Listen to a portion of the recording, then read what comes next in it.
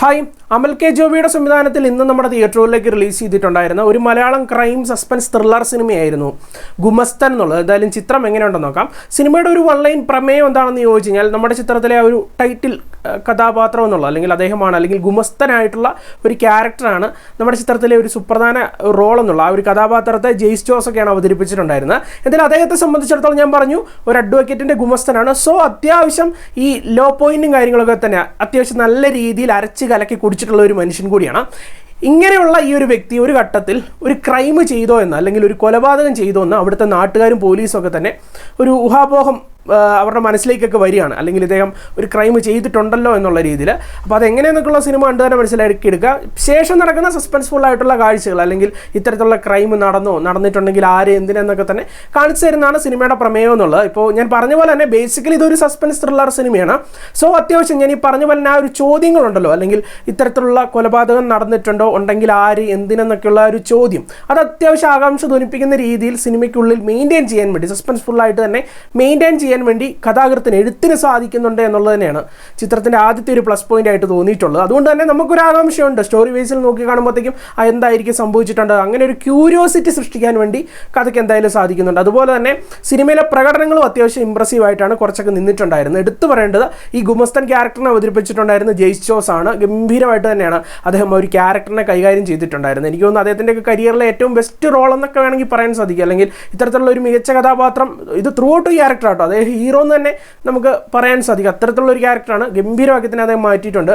കൂടാതെ നമ്മളുടെ ഷാജു ശ്രീധർ ഈ ഒരു സിനിമയ്ക്കുള്ളിൽ ഒരു പോലീസ് ക്യാരക്ടർ അവതരിപ്പിക്കുന്നുണ്ട്. പുള്ളിയുടെ പ്രകടനം എടുത്തു പറയണം കേട്ടോ, നല്ല നൈസായിട്ടാണ് അദ്ദേഹം ആ ഒരു ക്യാരക്ടറിനെ കൈകാര്യം ചെയ്തിട്ടുണ്ടായിരുന്നത്. കൂടാതെ ബിബിൻ ജോർജ് ഉണ്ട്, റോണി ഡേവിഡ് ഉണ്ട്, നമ്മുടെ ദിലീഷ് പോത്തനുണ്ട്. എല്ലാവരും ഏറ്റെടുത്ത റോളൊക്കെ തന്നെ നീറ്റാക്കി ചെയ്തിട്ടുണ്ട്. പിന്നെ ടെക്നിക്കലി എടുത്തു പറയേണ്ടത് കുഞ്ഞന്നി എസ് കുമാറാണ് ചിത്രത്തിൻ്റെ സിനിമാറ്റോഗ്രഫി കാഴ്ച കൈകാര്യം ചെയ്തിട്ടുണ്ടായിരുന്നത്. അത്യാവശ്യം തിരക്കേടില്ലാത്ത ഒരു ക്വാളിറ്റി കൊടുക്കാൻ വേണ്ടി, സിനിമയ്ക്ക് കൊടുക്കാൻ വേണ്ടി അദ്ദേഹത്തിൻ്റെ ക്യാമറ കാഴ്ചയ്ക്ക് അത്യാവശ്യം സാധിക്കുന്നുണ്ടായിരുന്നു എന്ന് പറയാൻ സാധിക്കും. കൂടാതെ എഡിറ്റിംഗ് വർക്കും വലിയ മോശമല്ലാത്ത രീതിയിൽ നിന്നിട്ടുണ്ടെന്ന് വേണമെങ്കിൽ പറയാൻ സാധിക്കും.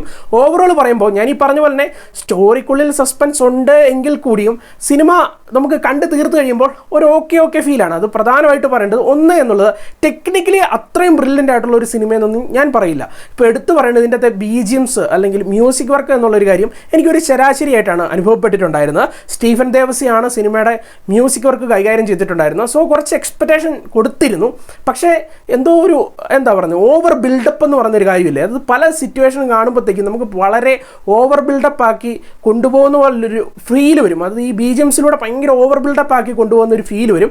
അതായത് നമുക്കൊരു ആക്യുറേറ്റ് ആയിട്ടോ, അല്ലെങ്കിൽ ഈ സിറ്റുവേഷന് ഒരു പക്ക മാച്ചിങ് ആണല്ലോ, അല്ലെങ്കിൽ നമുക്ക് ത്രില്ലിംഗ് ഫീൽ വരുന്നുണ്ടല്ലോ എന്നുള്ള ഒരു തോന്നലൊന്നും സൃഷ്ടിക്കാത്ത രീതിയിലുള്ള ഒരു മ്യൂസിക് വർക്കാണ് ഇദ്ദേഹം കൊടുത്തിട്ടുള്ള പോലെയാണ് എനിക്ക് പേഴ്സണലി തോന്നിയിട്ടുള്ളത്. അതുപോലെ തന്നെ ഞാൻ ഈ പറഞ്ഞ പോലെ തന്നെ സിനിമയുടെ ഒരു സസ്പെൻസ് ഫാക്ടർ ഉണ്ടല്ലോ, അത് പയ്യെ റിവീൽ ചെയ്യുമ്പോഴത്തേക്കും അതിനുള്ളിൽ കുറച്ച് ഇമോഷൻസ് ഒക്കെ കൊണ്ടുവെക്കുന്നുണ്ട്. അത് പേഴ്സണലി എനിക്ക് വലിയ കണക്റ്റും ആയില്ല എന്നുള്ളതാണ് വസ്തുത. മൊത്തത്തിൽ നോക്കി കാണുമ്പോഴത്തേക്കും ഞാൻ ഈ പറഞ്ഞ പോലെ തന്നെ സ്റ്റോറിക്കുള്ളിൽ ഈ സസ്പെൻസ് ഫാക്ടർ ക്ലൈമാക്സ് വരെ ഒരു മെയിൻറ്റെയിൻ ചെയ്യുന്നുണ്ട്, ആ ഒരു ആകാംക്ഷ നിലനിർത്തുന്നുണ്ട്. പക്ഷേ സിനിമ അവിടെ ഇവിടങ്ങളൊക്കെ ആയിട്ട് കുറച്ച് എന്തൊക്കെയോ ചെറിയൊരു മിസ്റ്റേക്ക് പോലെ, അല്ലെങ്കിൽ എവിടെയൊക്കെ എന്തൊക്കെ ചേരാത്ത പോലെ എനിക്ക് പേഴ്സണലി തോന്നി. എന്തായാലും നിങ്ങൾ കണ്ടു നോക്കുക. ഞാൻ ഈ പറഞ്ഞ പോലെ ടെക്നിക്കലി കുറച്ചുകൂടി കെയർ ചെയ്തിട്ട് ഇത് പ്രസൻറ്റ് ചെയ്യുകയായിരുന്നെങ്കിൽ സിനിമ കുറച്ചുകൂടി ബെറ്റർ ആയനെ. ഞാൻ ഈ പറഞ്ഞ പോലെ തന്നെ BGMസും അത്തരത്തിലുള്ള കാര്യങ്ങളൊക്കെ തന്നെ കുറച്ചുകൂടി ബെറ്റർ ആക്കേണ്ടതായിരുന്നു. മൊത്തത്തിൽ ഞാൻ പറഞ്ഞല്ലോ, ഒരു ഓക്കെ ഫീൽ നൽകിയ ഒരു സിനിമ. സോ ഒരു 6 out of 10 ആണ് നൽകുന്നത്, 10-6. തീർച്ചയായിട്ടും കണ്ടിട്ട് നിങ്ങളുടെ അഭിപ്രായങ്ങൾ പങ്കുവെക്കുക. അപ്പോൾ നമുക്ക് മറ്റൊരു സിനിമയുടെ വിശേഷമായിട്ടാണ്. ടാറ്റ.